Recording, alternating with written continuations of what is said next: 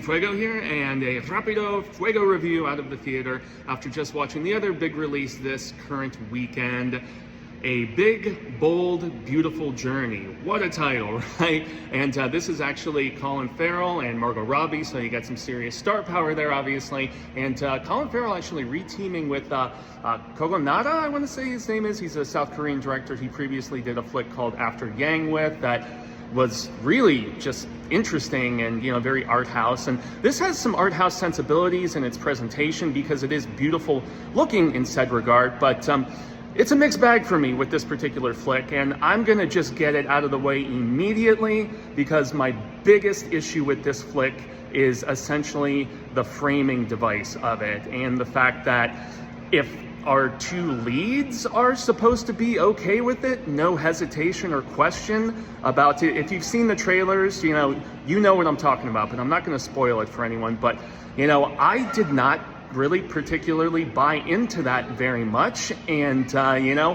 but if you can wrap your head around that sort of sentiment and just how they're going to be presenting, this meet cute and this journey that these two go on and everything like that, after I adjusted to it and just at least did my damnedest to buy in, the first third or so of this film, I would say was a bland, boring, bogus journey in a lot of ways. It was schmaltzy. It was trying to ride the line between sappy and sweet. And, the middle of the film is where it really starts to take its hold and actually become much more poignant, significantly more interesting. There's one particular exchange where they're talking to each other about whether life is short or not, and I thought that was a very just interesting sort of debate and discussion about how just we perceive the speed of how our lives just kind of pan out and everything like that. And it's really when these two characters are given the chance to kind of show their flaws and things of that nature that there's just so much more interesting